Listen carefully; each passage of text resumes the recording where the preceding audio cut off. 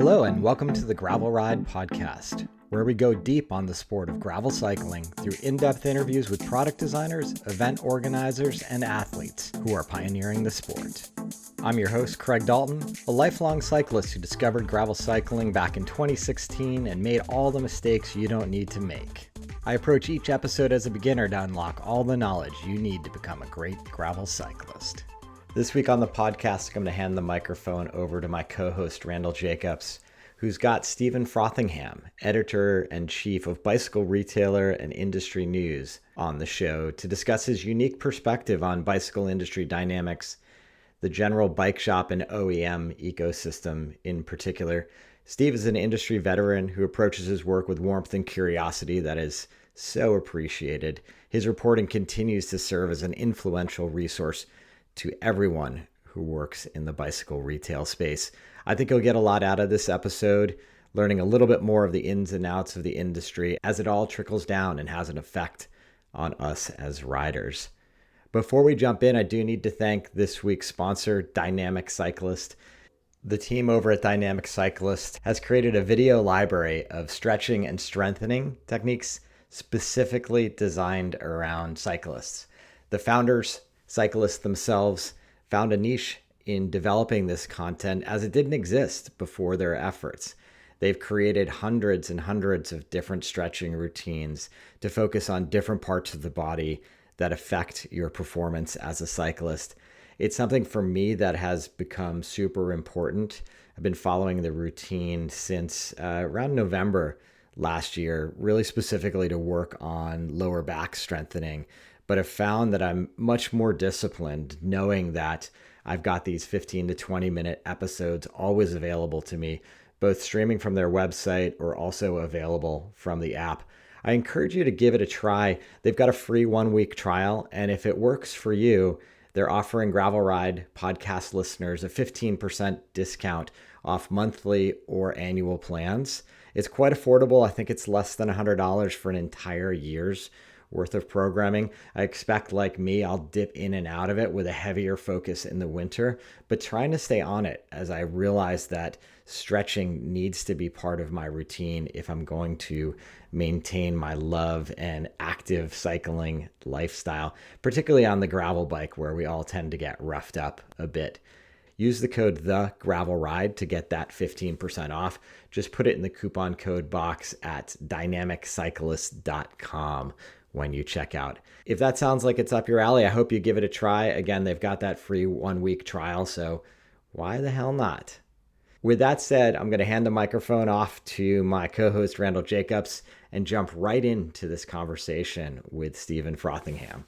You're an old hand in the bike industry in the journalism space. Give us a little bit of background about that. I started at Brain. I think I was the first editor hired back in, 92.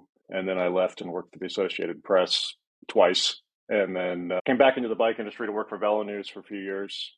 Left them, went back to Brain. And then the company that owned Velo News bought Brain. So I ended up back in that same company again, which became Outside.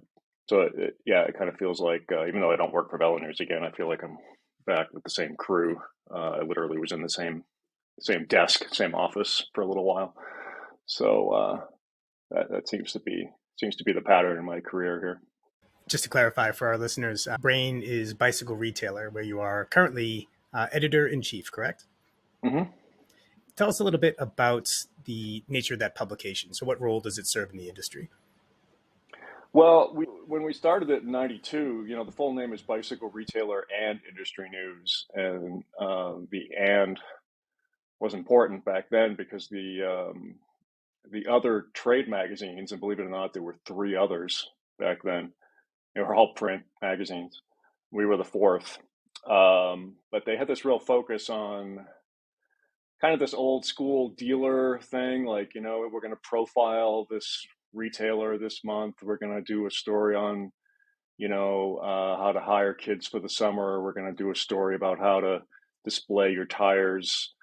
And we're not really going to write about the industry, the supplier side. So we came along and we were Bicycle Retailer and Industry News.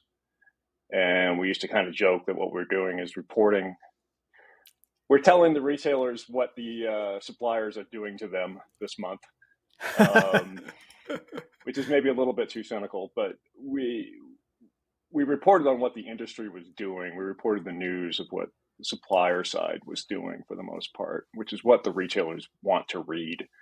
Most retailers, they might say that they'd like to read a story about how to merchandise their tires, but that's kind of broccoli.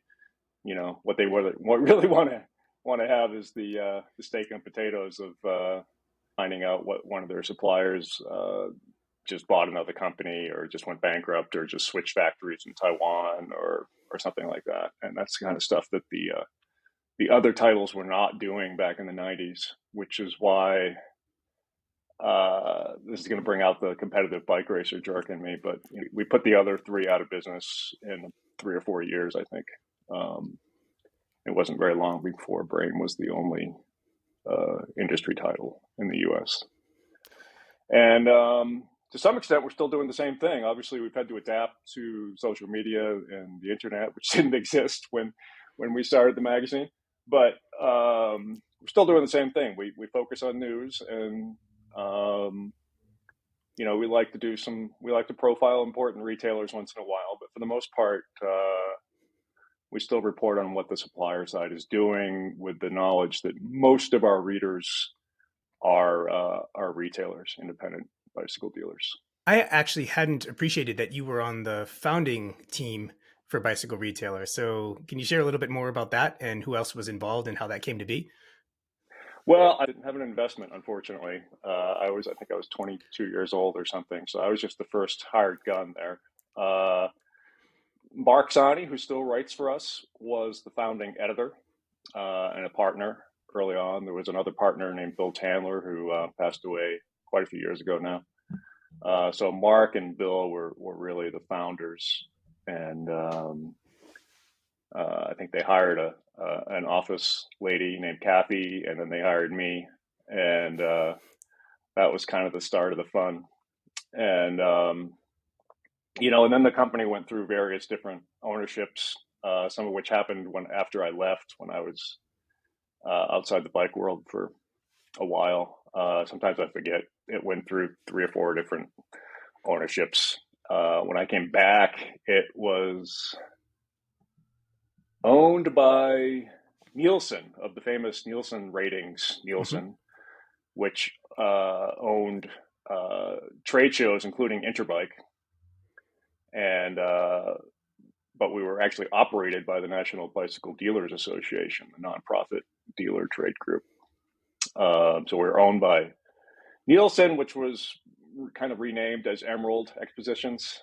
So I think my paycheck came from the NBDA.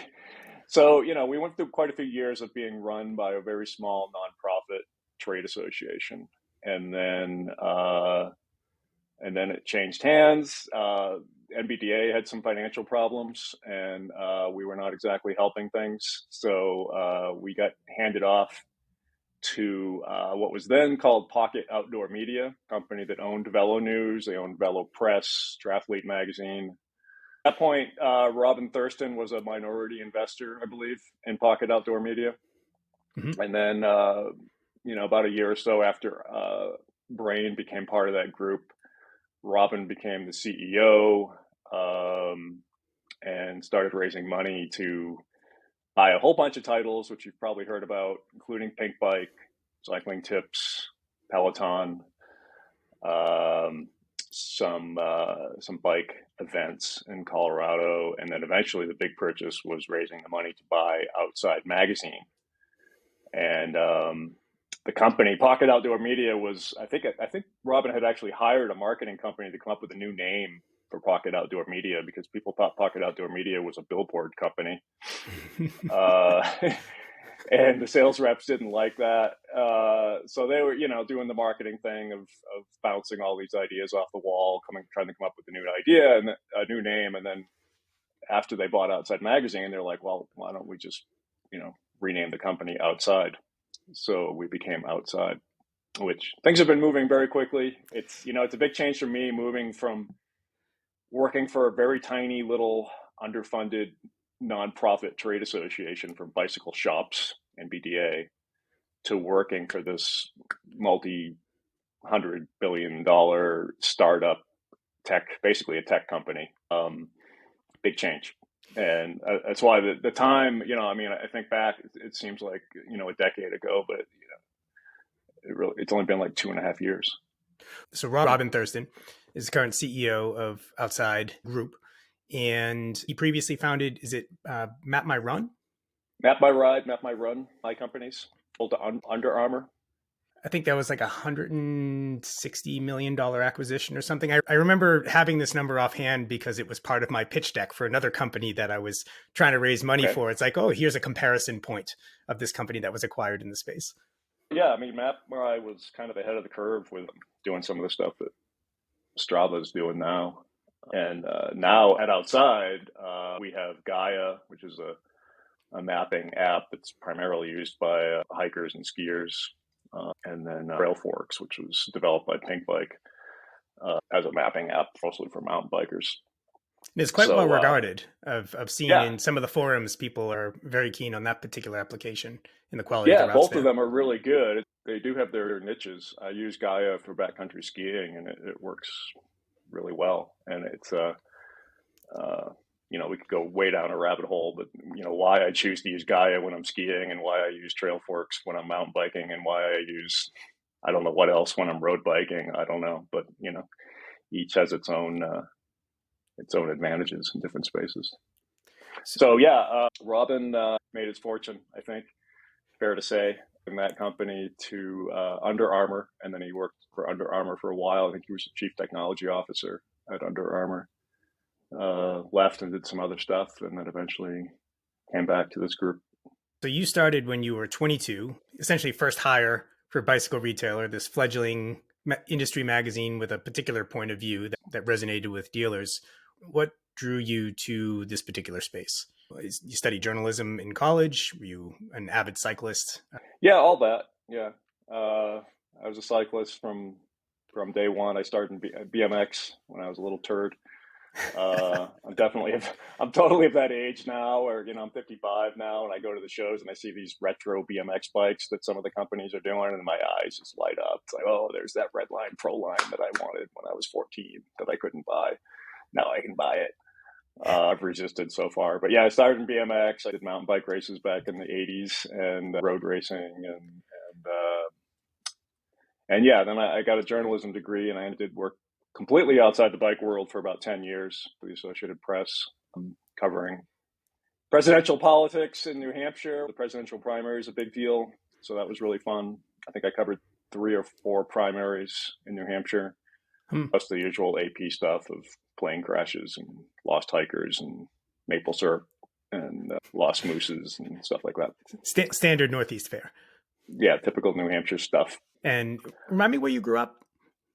In New England. I was born just a little north of where you are in Salisbury, Massachusetts. And my family moved up into New Hampshire when I was a teenager. And then when I came back, when I worked for the Associated Press, I lived in Wolfboro, New Hampshire for about 10 years. So you and I, when we chat, tend to go off in various tangents. But where would you like to go? Or we can start with the email that you sent me yesterday about Shimano Qs. Yeah, I could interview you on that. What do you know? Well, you're the one the inside line, yeah? You saw the press release. I don't have the inside line yet. I'm just starting my research, and I'm going to Taiwan next week, so hopefully I'll learn a lot more over there. But it looks like a fairly significant development, this Qs thing. I was sitting through I think it was an hour-long video recording from Shimano about it yesterday, and I got antsy halfway through and started calling people and emailing people, and the video was moving too slowly. So I need some more. I need to check in with some people around the industry here to see what they think. For those listening, Shimano released a new, not just group set, but family of group sets on their kind of entry to entry mid-level. And it's significant for reasons that go beyond simply some new parts. They have a reputation for using constantly varying standards and interfaces and pull ratios, which is the ratio of cable pull to gear shifting. So how much cable pulled results in how much movement of the derailleur, constantly varying that, not just year to year, but from group to group, in order to avoid cross compatibility with third-party components and even within their own groups, so that brands don't mix and match. Say, like, want a higher end, quote unquote, a set of levers connected to a lower end rear derailleur because you don't see the value in the higher end derailleur. Well, they preclude that by adjusting the pull ratios from group to group. And so what they've done with cues is make it such that the pull ratio is the same across all the groups, even with different speeds. And the major differentiator between the different levels is the number of gears. The cog spacing in the back is the same. And I think that that's quite significant. And it signals something too. I think it's very much in favor of riders. And I think it helps shops as well. I think it helps the industry more generally, but it's also indicative of a shift in the power dynamic in the bike industry. In many ways, SRAM is the new Shimano. They're in the ascendant. They have a number of standards that they have put out there that have gotten adoption. They have ended through patents and in some cases litigation. And so I view it in the context of innovation and competitiveness in the bike industry. Yeah, that makes sense. I think even Shimano used the word realistic, meaning that the new groups, they like to say that the technology that makes them special is in the cogs, not in the chain, maybe not so much in the crankset or the derailleur, which allows mix and match. So if somebody wants to spec a Hughes cassette, whether it's 9, 10, or 11 speed with a different crank, with a different chain, it'll still work okay because it doesn't require any kind of special chain. The magic isn't in the chain, it's in the cassette cogs. So yeah, I think it's more realistic. I mean, it's obviously the development of this began before the pandemic and the part shortage that was through the pandemic, but it happened in the pandemic with all these new third-party, fourth-party parts coming up, getting a second look, people taking a second look at whether it's microshift or Tektro brakes or whatever they could get. This really kind of seals the deal. This kind of tells you that for the next few years, we're probably going to see more and more of these mixed groups, at least at the lower price. This is all below 105 on the road, below Dior 12 speed or 11 speed on the mountain bike side. So everything that was cheaper than Dior and down on the mountain bike, everything that was cheaper than 105 is now cues. Which is to say entry level to lower mid-level stuff, which is also good stuff. They have clutch derailleurs, 11 speed. It does look to be quality components. Yep. But it's not the electric shifting. It's not the 12 speed. Oh, of course not. No, that stuff's still locked down. So, in fact... well, there is a Di2 group as part of this as the more for the mountain bike, e-mountain bike group. There's a Di2. Presumably sharing a battery. I haven't dived into that yet. That's the one that has the front freewheeling system and the anti-lock brakes that they launched at Eurobike last year. Got it. Yeah. Yeah, it's interesting. You may recall that in the past I was looking to create an open platform for bicycle electronics and software, and was trying to corral the support of that all those third parties, that Taiwan vendor base that was shut out of the SRAM Shimano duopoly. I think probably a little bit before its time. Certainly the appetite wasn't there for investment. There was interest, but not any investment dollars coming in from the Taiwan side at that time. But since then we've seen, I mean, electronic is, well, now you have a protocol that you can lock down. And so you don't have to vary. It used to be that you vary pull ratios or some sort of mechanical interface between components. Now you lock down the communication protocol and the power grid. And in that way, you constrain interoperability between components from third parties. And then you have a lot of patents around the brifter, which is, I would argue, the center, the nexus of power in the bicycle industry, is arguably the road brifter, the road brake shift lever, and with it now the calipers, and with the electronic protocol, power grid, things like that. Because if you control, even if you just control you've patented every single way that you can make a lever swing, right? And and then now you control this lever. Well, that lever dictates that the caliper has to be from the same producer as well. Because of safety reasons, you can't mix and match a caliper with a different hydraulic brake system. And then for the electronic, same deal. It controls, like you just have a closed protocol and nobody else can connect with that. And now you control the interfaces between the levers, the calipers, the derailleurs, and the bike itself.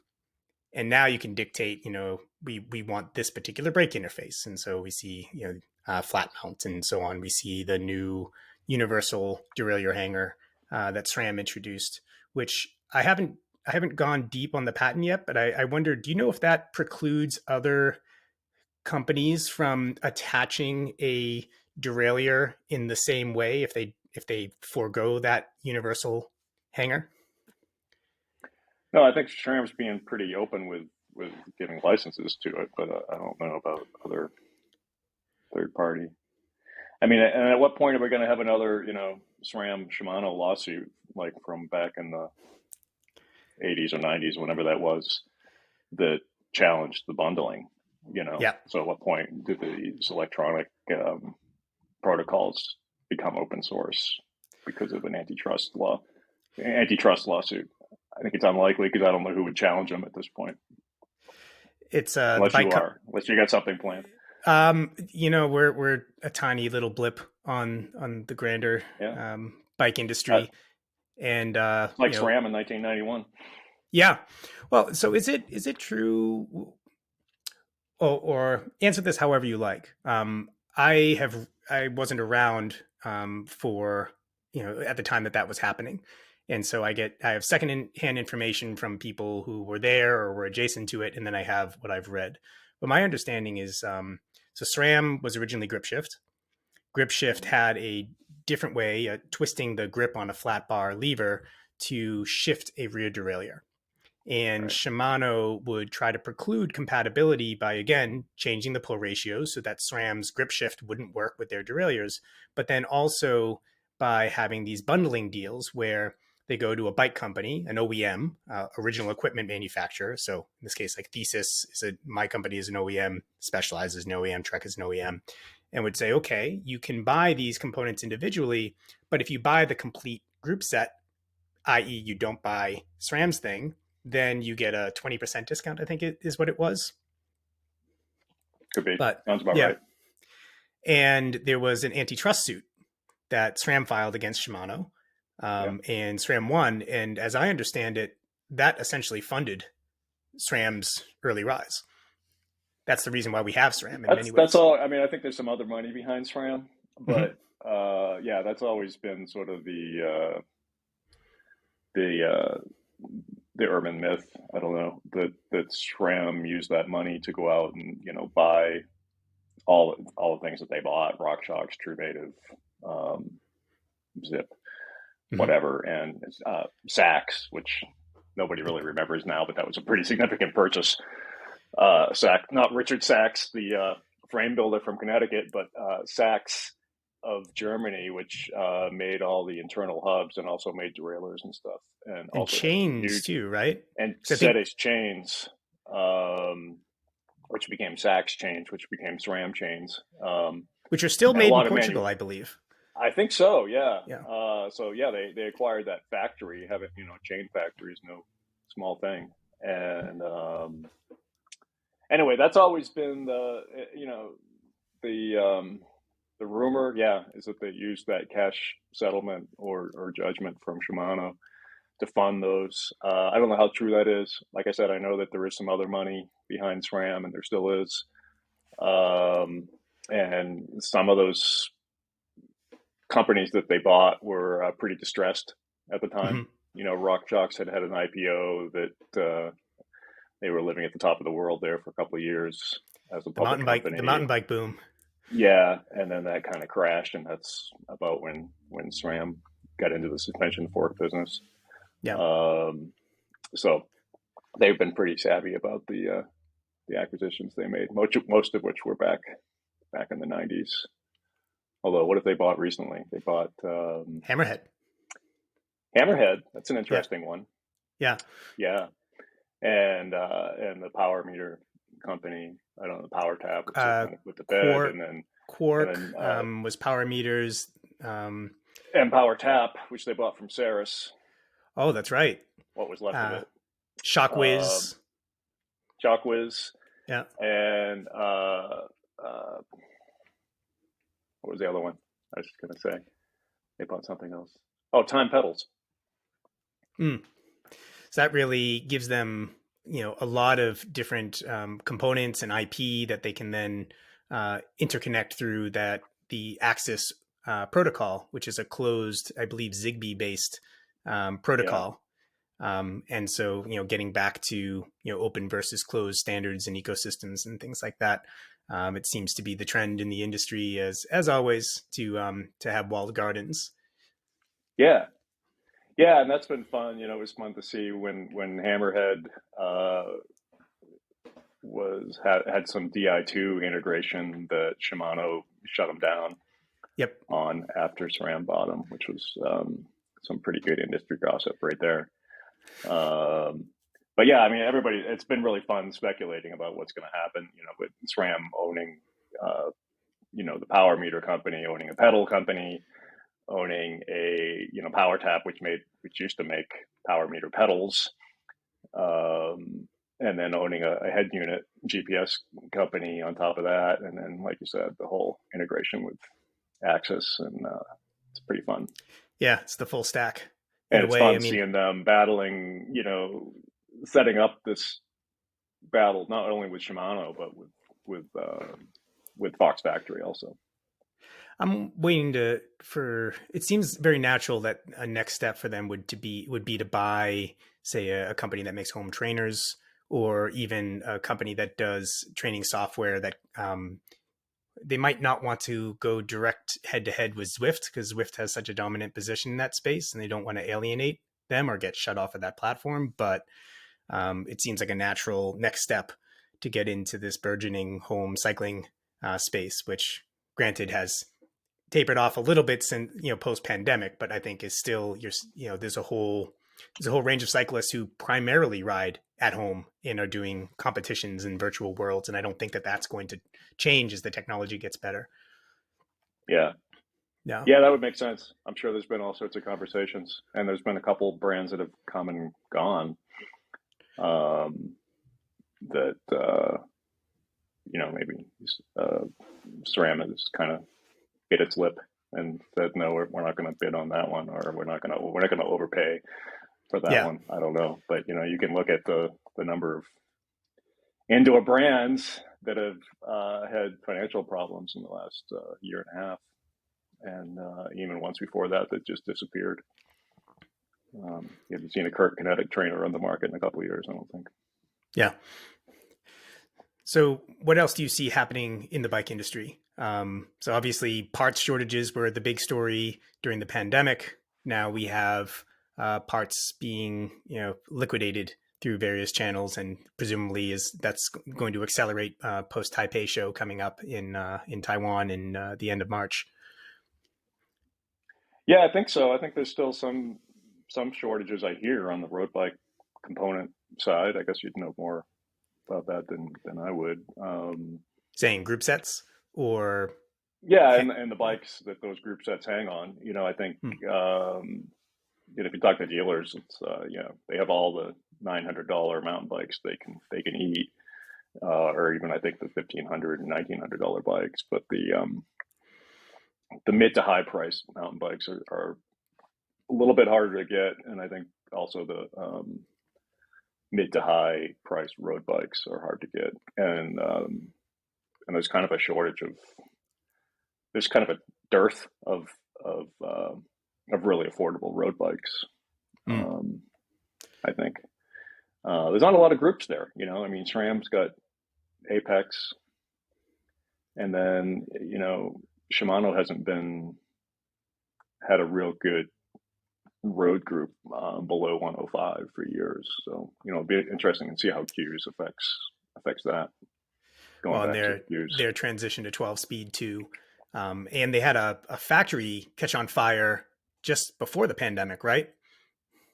Yeah, what was that? Was it like an anodizing factory or something? I know they were making some real high end stuff. Like they were making like the XTR crank, you know, and when XTR went to 12 speed, I think they couldn't get a crank for it for like 2 years, right? Mm. And then they were like relabeling Dior XT cranks, which people were pissed about. And yeah, I don't know. It's fires in the bike and factory fires in the bike industry. That's been that's been a gossipy thing going back, you know, 50 years. I think you can get some old timers telling you about famous fires and how they couldn't get such and such for 5 years after that fire. And sometimes I wonder how much of it's urban myth, you know, and people just blaming things on their inability to produce stuff. They blame it on a factory fire. Did you hear about that? Come on, the giant factory burned down last year. And I think especially before the internet, who would check? You know, it's like, I don't know. I heard that like the Vans sneaker factory burned down last year. Did you hear about that? That's why I can't get those Vans sneakers I've been looking for. And before the internet, it was pretty hard to look that up. Now it's a little bit easier, you know. Now I think probably both of us have been talking to a lot of dealers lately for different reasons. With me, we've been building out our dealer network for our Logos Wheel program. Right. And I'm curious to hear, I'll share a little bit about what I've been hearing, and I'm curious how that relates to, you know, some of the things that you've been hearing from dealers. So some of the things I've heard is, well, one, you have essentially you weren't able to get product for a long time. A lot of dealers over-ordered or ordered the same thing from multiple sources, hoping to get it from somewhere sooner rather than later. And then all of it got dumped on dealers in the fall and over the winter at exactly the time when, you know, nothing is selling. Generally, it's the doldrums of the bike selling season and cycling season in North America anyways. But then also, you know, people with the country opening up post-COVID, you know, the bike boom was coming to an end, and it wasn't clear, you know, where things will, you know, how that will level off and how much lag there will be where everyone who wanted a bike got a bike. And, you know, at what point, and, you know, the second hand market will start coming down in price, and that'll become more compelling. So how long will it take for this lag of certain types of components to work its way through the space? And it's been interesting too. You see, am I right that there's an acceleration of the big brands buying shops? Depends on what time scale you're looking at. I think that slowed down in the last 6 months or 9 months. There was a big acceleration, you know, in 2021, especially. I think it was 21 when, you know, Trek had been buying shops left and right. Specialized had not. And then when Mike's Bikes sold to Pawn in, I want to say that was 2021. Pawn being the owner of Cervelo, Santa Cruz, and a handful of other brands. And Mike's Bikes being a big multi-store chain, mostly in the NorCal, you know, Bay Area. Yeah, and they were, I think, the single biggest Specialized dealer in the country, and one of the, or maybe the most important markets in the country, the Bay Area. I think Eric's was their biggest. I think Mike's Bikes was number 2.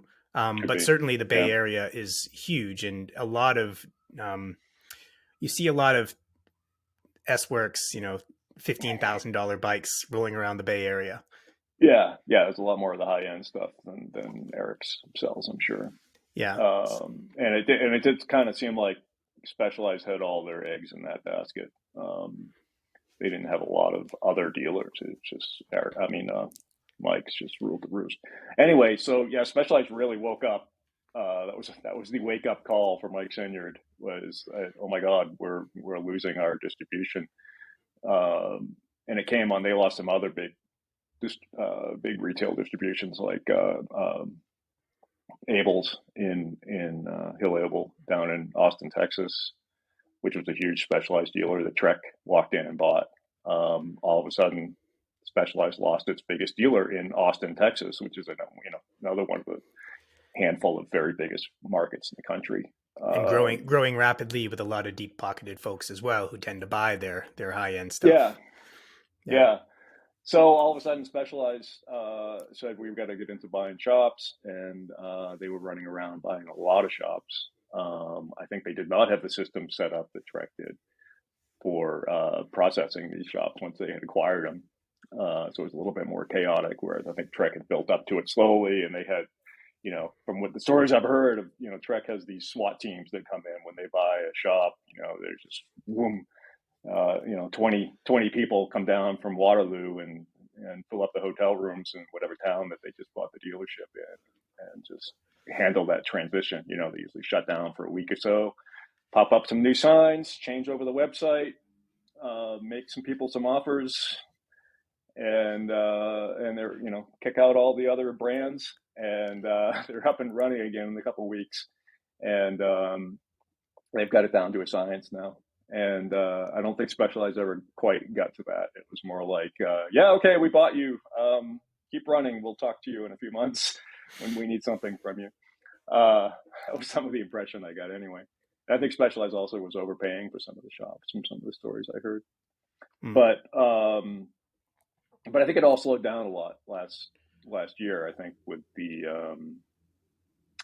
with the economy, and I think the cash flow for companies like Specialized and Trek, I think, became harder. And there's been a handful of acquisitions in the last 9 months, but it really slowed down a lot. And I haven't heard of very many recently. We don't hear about them all because both Trek and Specialized tend to be really quiet when they buy a shop or a chain of shops. But I haven't heard many rumors in the last 3 or 4 months. I've heard, granted, I don't know the dates on these, but as I've been talking to dealers, I've heard about offers being made. But those offers may have been made, 6-9 months ago, a year ago, or something like that. But there's definitely been a lot of conversations being had along those lines over the past year and a half or so. And it's interesting, there's this long-standing conversation in the bike industry about, the dynamic between, or the balance between direct-to-consumer sales over the internet, which is growing for obvious reasons, and the pivotal role that the bicycle shop, particularly independent shops, play as a hub for the cycling community. And how do you maintain this critical bit of community infrastructure in a world where increasingly people can buy things very conveniently over the internet and have it delivered directly to them. Now, there's service has for a long time been the bread and butter of shops, and a lot of shops pre-pandemic were at least telling me that they, as much as they spent a lot of their money on having bikes on the floor, most of their income, most of their net profit was coming from service and parts and accessories, which is in some ways, supplemental to service, because when you go in for maintenance, you're getting chains and other service parts. But how do you see that evolving over time from your vantage point? It's been hard. I mean, when you hear that, you think, well, why don't you do a service-only place? And a lot of folks are. A few folks are. I'm not finding a whole lot of great examples of people that have been raging successes doing that.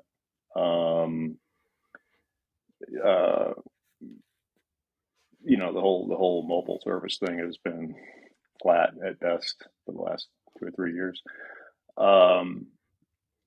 I know that a few people that have gone that way in the Boulder area haven't been hugely successful. I think there might be a couple that are still running, but the problem is that you just lose that volume. Whether you make a lot of money on a bike sale or not, it's still, $1,000, $2,000, $3,000, $5,000 bike sale. For some shops in Boulder, I know you were here and visited some of them. They pretty regularly are selling $8,000 and $10,000 and $12,000 bikes, and the profit margin on that might not be huge. And you might say, well, why does that guy even still sell Moots bikes? He can make more money building a wheel, or just charging someone a few $100s to install a new Campy group on a Moots frame. But he needs that dollar volume from the bike sale to pay the rent. So there haven't been as many examples of that as you would think. Going back 5 years, going back 20, 30 years, people have been talking about, well, hey, we make all our money in service. Why don't we just do service? hasn't worked for many people. I think people expect bike shops to have bikes, and I think the bike shops need that volume to make it work. Some shops have found some supplemental income doing more different types of service, whether it's bike fits, whether it's click and collect fulfillment, or doing warranty service. I know I talked to a guy at Cabda who does warranty service for one of the better known direct to consumer e-bike brands, and he makes a pretty significant, very high margin chunk of money just from dealing with warranty service from people that buy these bikes online and then have whatever troubles, and the brand reimburses him pretty generously. Yeah. So there's all sorts of kind of ancillary things around the edges that people fill in, but that guy is still selling a lot of bicycles. Mm-hmm. He still has a warehouse full of them, and as do a lot of people right now. Yeah, especially as we were saying on the more entry level, in particular. Right. Yeah. So I don't know. I haven't seen. There's examples here and there, yeah, of the people who are focusing on the service or are looking into more of the showrooming, fulfillment, click and collect kind of models, and there's a million different models, as you know. Mm-hmm. Well, and click and collect. I'm not finding like wholesale. All the bike shops are going out of business, and all of a sudden we have a whole bunch of just little fulfillment showrooms around. It is happening, but not on a huge scale. What Specialized is doing, I don't know how many of these fulfillment centers they have. That's one of the things they did up in Northern California, where after they lost Mike's, was opening up these little fulfillment centers. They would just rent a warehouse space in the business park somewhere and hire a couple people to assemble bikes and give them a truck, and they would run around and deliver them. That was basically Velofix's pitch to the OEMs in the day. Yeah. Velofix now, being a van-based service operator. Yeah. And I know you know this. Seems to be doing a better job of that than maybe Velofix was. Velofix, a little bit different model. Yeah, I had spoken with Velofix a couple of times, and not only could I not understand the value to us as an OEM, as a brand, but I couldn't understand they required a huge upfront investment from their franchisees to not just buy a van, but outfit it a particular way and have it Velofix branded. And then, you're paying I think an it might've been an upfront fee and then a recurring fee and then a percentage of your income to this company. And this company is supposed to drive business to your franchise, but really in a way they're kind of intermediating you.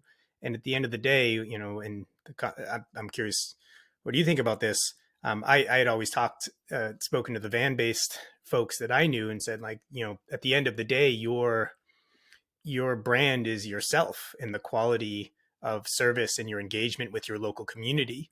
And, there's no big company, I think, can substitute for that. And I think the bike space is that might be more so the case than in other spaces.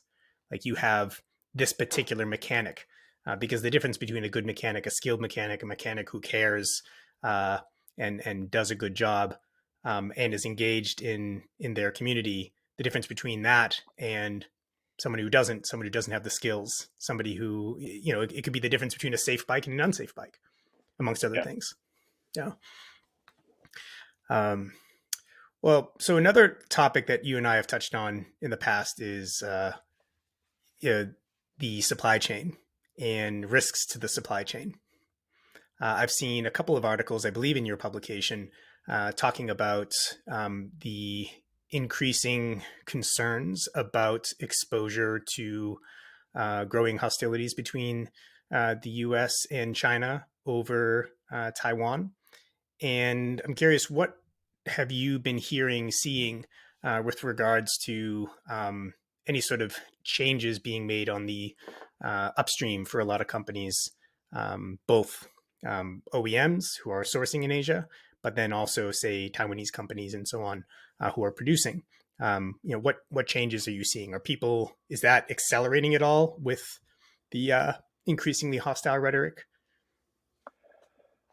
Yeah, but it's lower than maybe I would have expected. And that might not be due to reluctance, but just the fact that it's a hard task. Yeah. Setting up a bike factory or in a new country and building the infrastructure around it to make that work, particularly during a pandemic. Yeah. So, going back to stories I was writing 2 years ago, I think I saw just recently that Velo Saddle opened their factory in Vietnam, I think it was. Makes sense. That they had been working on for like 3 years. And then they were ready to turn it on when the pandemic started. And then they just sat on those plans for a couple of years. But yeah, Velo Saddle moving out of Taiwan or supplementing their Taiwan factory with a Vietnam factory is a big deal. And, at Eurobike last year, I had a lot of talks with people about them setting up different factories in Eastern Europe to serve the European market. But I don't know, we just saw SRAM investing in a new factory in Taiwan. So there's not a mass exodus yet. And I think people are finding it's fairly hard to operate in some of these other countries. Cambodia, I think, turned out to be more of a challenge than some people thought. Sure. There's stuff moving towards Malaysia, Singapore, I think.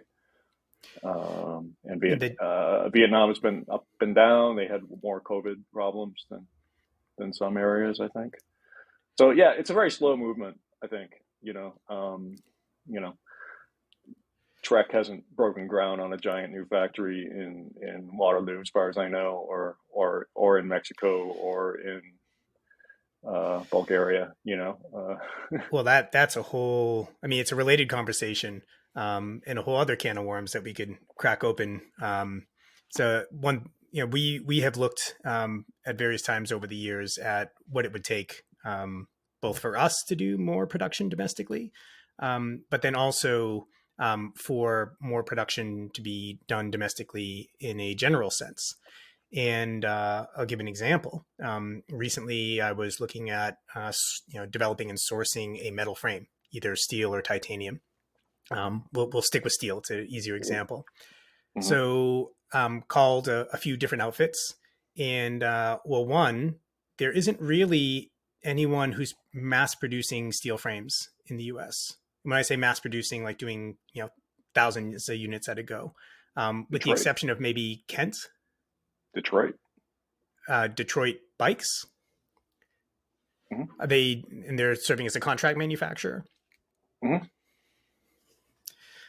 Might ask for an intro at some point. That's Tony Carkland's. Oh, okay. Who bought? He and his partner bought Time, mm-hmm. which is making carbon frames in Europe somewhere, Slovenia. Okay. One of those European countries. Yeah.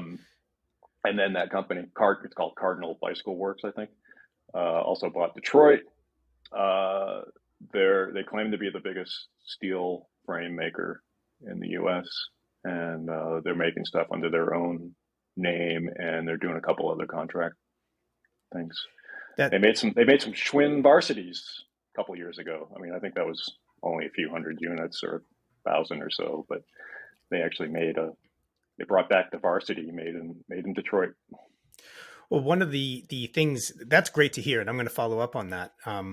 One of the things that kept coming up as I was having conversations here was there are essentially two primary sources, brands that are selling tube sets, unless you're sourcing factory direct out of somewhere in Asia. I think you have Columbus, some Reynolds. And yeah. one of them has been struggling with supply, and both of them are quite expensive in the US vis-a-vis what you can get comparable tube sets for in Asia. And so when you combine those two factors of both more expensive raw stock and the fact that you don't know it's going to be available, and you only have two primary suppliers, versus if I want to make a frame somewhere in Asia, I have countless tube suppliers. Now, don't necessarily want to use just any of them, but even the higher end ones, of which there may be a handful, they still have all these other factories kind of nipping at their heels, and that drives innovation, that drives them to build the sort of production facilities that can handle scale, that are responsive. They know if they can't deliver on a tight time frame for a reasonable price, that someone else is going to develop that capacity to do so. And that goes across every single thing that you could want to source for a bicycle, whether it's something like a carbon component you want to develop. You have any number of facilities where you could co-develop that component, and they'll even provide the engineering. In some cases, they'll amortize the tooling over the units, which is to say, like, spread the cost of the tooling over the units. The tooling costs, my tooling cost for a frame is on the order of like $8,000 a size. And I could have that built into the price if I do enough volume. That's, you combine all of these factors, and, going back to the issue of Taiwan, it doesn't surprise me that you're not seeing moves en masse, just because you have such deep and interconnected supply chains there. And even like when you get your goods quoted, they quote it not out of the factory, they deliver it to your door, and that's just expected. And when they say they're going to deliver it, generally they're pretty on time. Particularly, the better vendors out there, the more professional ones, the Velo, Velo makes not just saddles, but bar tape, and they do most of the high-end stuff in the industry. Still, there are a couple of competitors, but and it's because they just do such a great job. And that efficiency. And another example, I was sourcing stems years ago, and I was like, I lived in China for a number of years. I bet you I can find a better deal somewhere in China. I couldn't. Taiwan had better pricing on a superior product. And it's because Taiwan had invested in, factories like JD. Their trade name is TransX. They manufacture for any number of brands. They did all of our cockpit stuff for Thesis. And they just have a very well-run production facility and these huge forging machines and really high quality tooling. And they can just crank out high quality 3D forged stems all day with that high quality, and without with a less and less human intervention in that process. And, do it at a price that makes it such that, there's no point in going somewhere else, because most of the cost is not associated with the labor. So that makes sense. It'll be interesting. I'm, as you know, I did my graduate studies in U.S.-China relations. And so it's a situation I've been following quite closely. I guess if something does happen there, the availability of bike parts will be the least of everybody's issues. Yeah, that's the thing. I mean, there won't be many parts of the economy that won't be affected if something happens there. But bike industry will not be an exception.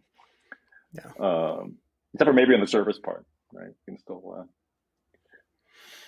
secondhand stuff will be the secondary market will be booming. Stock up now. You buy your HP cassettes now. That's well. So to wrap up here, what do you see going forward? From in very open-ended question. What are you excited about from a technology standpoint? What are you seeing in terms of innovative business models or distribution models, or just trends in the industry more generally? Well, there's one word that we haven't used so far in this call: e-bike. Sure. There's still some growth there. I think. What do those stats look like right now? It's not good stats. There aren't any. I don't know. You can just read the tea leaves and see that, there's been some discounting here and there. Even some of the low price brands that were scaring the hell out of everybody a year ago are now blowing out prices, which is not good news, but still kind of suggests that the demand has slowed a little bit. Mm-hmm. But it's exciting to see the growth in the e-cargo bikes. I know Specialized finally did their public launch of their Globe, their Globe this week. Mm-hmm. Trek launched the e-cargo bike a month or two ago, I think. There's some others coming around. Turn seems to be kicking ass. And not to mention Rad Power. So that's still exciting. There's still growth potential there. I don't think you're going to get to European numbers where, like in the Netherlands, where I don't know, 65 or 70% of the bikes sold there are e-bikes now. Where in the U.S. it's probably 12% or something. I don't know. We're not going to get there. I've been saying that for years, but even if we go from 12% to 18%, that's a lot of growth, and it's also a high average selling price of these things. It's one thing to talk about Kent selling $89 20-inch wheel bikes to Walmart, but when you're talking about somebody, when the low price leader is selling bikes for $1,400, e-bikes. Yeah. And then, and Specialized just brought out their discounted, affordable e-cargo bike, which I think starts at $2,500 or something. It's a big difference there. So, Turin is selling these little electric minivan bikes, for $3,000, $4,000, $5,000 regularly, and then another $1,000 in accessories on top of it. So, not to be too focused on the dollars and cents here, but I am from a business magazine. Sure. So, yeah. So yeah, that's exciting, and there's it's fun to see the growth in the gravel bikes, and the activity around that, the way the events are going and the competition is really interesting. And the community dynamics in the gravel space too. It seems to have remained a lot more accessible, even as you have more elite level events and so on showing up. You still have lots of local events, and it's a version of cycling that is, well, it's a very versatile machine, and it gets you off the road, which addresses the thing that comes up in survey after survey as the biggest limiter for people getting on bikes, which is fear of cars, the safety concerns. Yeah. And I'm not sure what I think about that. I think it is more accessible than, old school, USA cycling, road racing, I guess. But, last time, I mean, for me, I don't have a whole lot of interest personally in doing a lot of the events, maybe a couple a year, but, mostly what I like about gravel riding is just being able to go out and explore and ride by myself or with a couple friends, but not necessarily pin a number on. Even if I do pin a number on, it's not really to race. It's just, an excuse to ride with some people and have some rest areas where I can get free food along the way, instead of having to fill up my water bottles in a creek somewhere. So, but I don't know. I went to a big gravel race last spring, and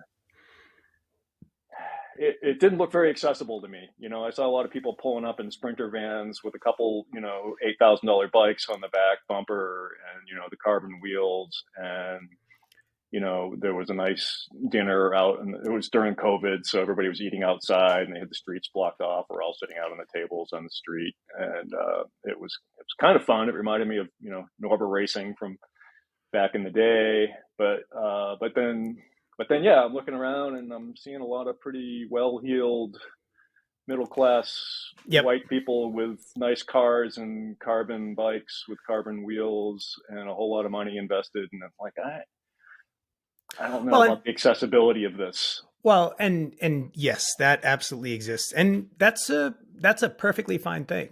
There's a place for everybody. I think what I'm referring to more is, well, one, what you're describing as like going out solo or with some friends and, going out on the road, leaving from your back door and then going out on an adventure and like experiencing your area from a different vantage point. There's also kind of along those lines, the bike packing phenomenon, which Hmm. to some degree is a little bit like the SUV phenomenon, that people are buying bikes that they could go bike packing with, but not necessarily doing it. Yeah. But you Yeah. see more and more of that, people doing it overnight or a couple days or something. Hmm. But then lots of just, at least here in New England, I've been to a few very kind of small, intimate types of events. Maybe you have a couple hundred people show up, and there's a wood-fired pizza oven going, and local brewery supporting, and it's to support some local cause, and maybe they have a podium, but not really. It's like that's not the point. Yeah. Yeah. It's interesting. I think the whole the way the competition goes. I don't know how many people are interested and even from a spectator point of view in the racers. A few people are. I mean, we could get into the whole It's cycling not media it's not super disaster, interesting. right? I mean, I'm a nerd. I mean, man, last week I was watching Milan. I mean, not Milan Summer, Paris Nice and Tirreno Adriatico, back to back every morning. I mean, I'm a total bike race nerd. I love it. I did used to be the editor of velonews.com. Uh, and I couldn't even tell you who the top gravel racers are, in the US. And I don't know how many people care. I know, we outside at velonews.com and cyclingtips.com, we write a bit about that. Betsy Welch is doing a great job, but um, I don't know how many. I'm interested in doing gravel events. I'm interested in the gravel equipment. When I hear about an event, I think, oh, that might be nice to go to some year. I'd like to do that, see what it's like to ride in that part of the country on those kind of roads. But do I want to read a 2,000-word interview with the guy that won the pro race? I don't know. I'm with you. I think that the more interesting story is the story of your own experience of the event. You go and you do something that is long and maybe has some technical sections, and you're linking up with different groups along the way. Unlike, say, a Yeah, cross country race. So cross country race, you tend to be, it's a time trial in which you have some yeah, people in the way sometimes. And road, in a way, yeah. yeah, and then I'm road. usually the one that's in the way of some other people, but yeah. Yeah. That was my discipline back in the day. But with gravel, you have, I mean, I know quite a few people, myself included at this point. I no longer do these events to compete. I do it as a way of connecting with folks, like being out on a ride, and you end up just linking up with different groups and having this kind of shared ordeal of slogging up that hill with a group, or riding into the wind with another group, and making friends along the way. And those are the types of dynamics that I haven't done a ton of the um, the big banner events for gravel series and so on. But those are the dynamics that I'm seeing at these more intimate local types of events that I think, when I talk about accessibility, that's where my heart is. Things that Yeah, are much more about bringing people together and providing a shared experience, a platform for a shared experience that people find meaningful, and not just a yeah, competition. So, yeah. And just from from an event point of view, just the practicality of it now. I mean, we're we're losing paved roads where we can have a race. I mean, even just watching the two races in Europe last week, how many of them they have to go through these damn traffic circles.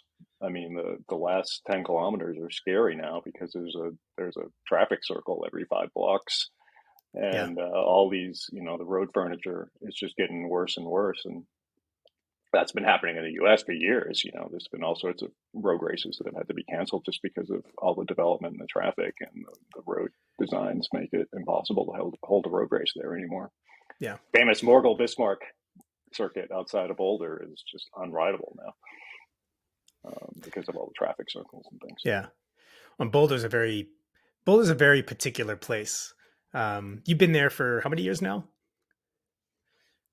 About 15. Okay. Yeah.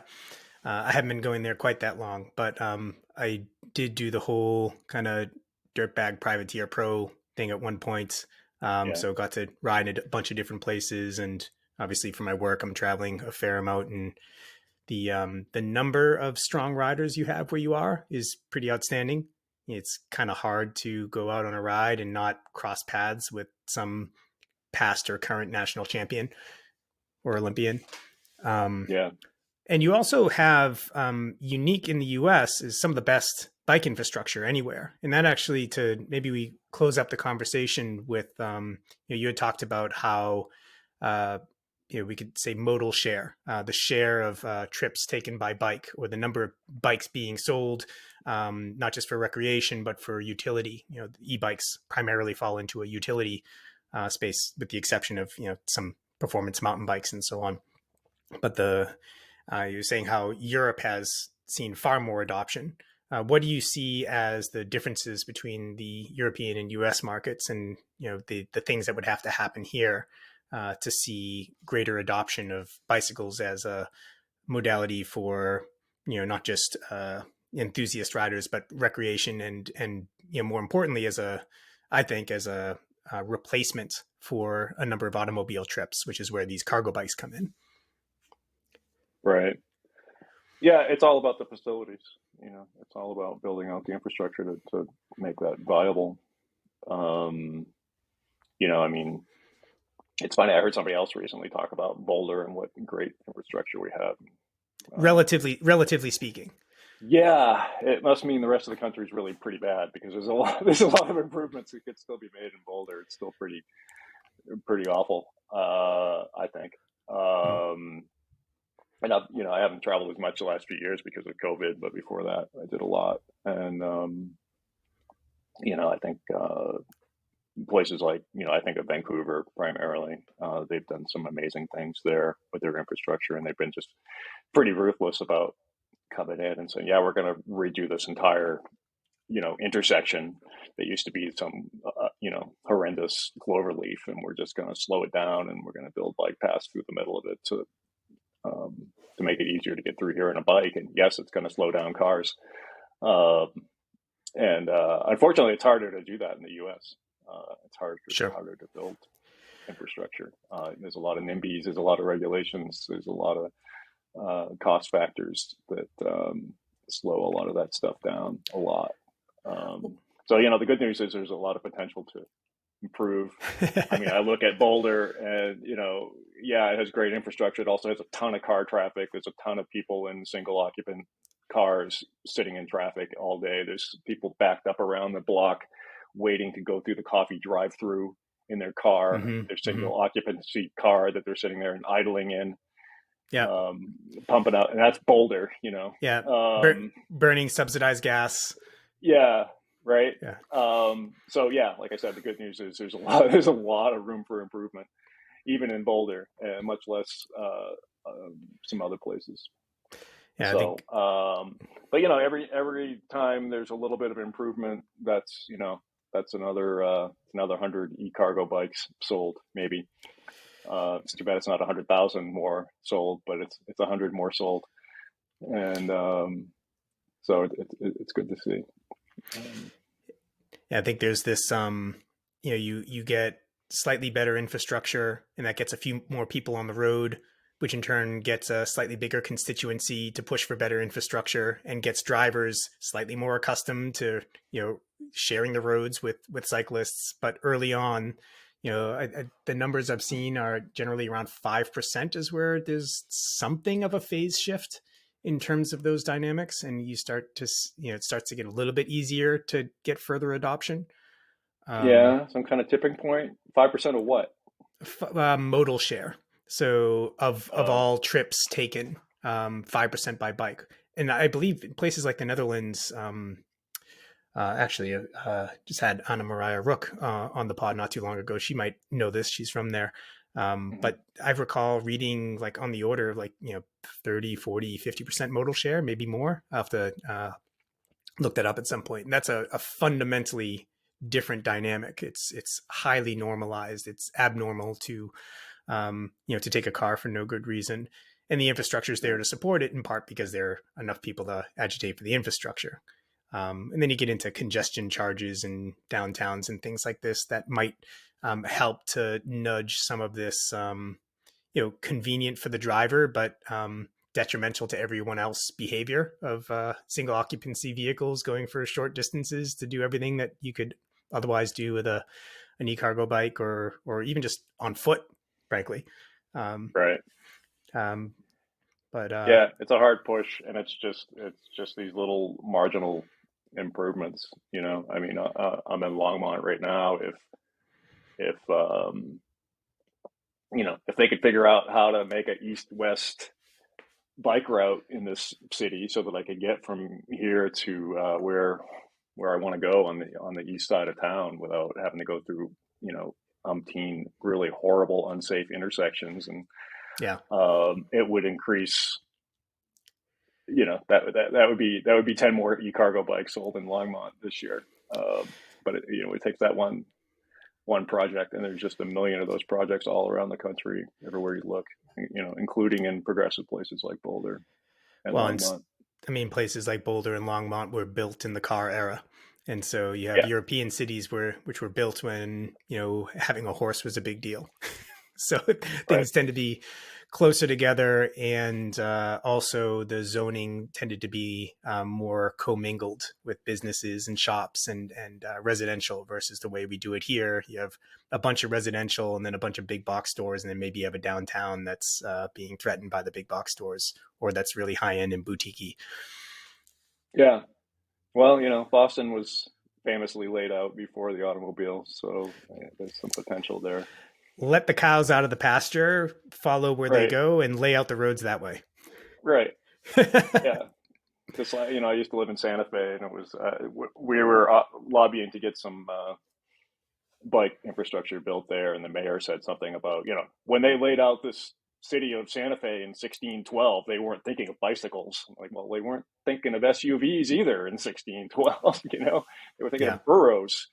I think the burros are a little closer to a bicycle than your Tundra is, but there aren't that many cities in the U.S. that were laid out that way. Yeah, bikes also, you kind of touched upon, they kind of fall into the broader culture wars. I think in a big way for some people, like bike infrastructure means you're going to get the a certain type of person that they don't identify with. Just put it that way. Yeah. It falls on that somehow. It's a woke conspiracy of bicycles. Yeah. I saw a headline yesterday that Pete Buttigieg is being blamed for the e-bike fires in New York City. So, that makes sense. Because he's the head of transportation. And the fight against the regulatory. Actually, Anna Mariah Rook brought this up too, because she's been doing a bit of reporting on that, the various fires happening there. And some of those parties may be the same, pushing for pushing against any sort of regulation of business activities.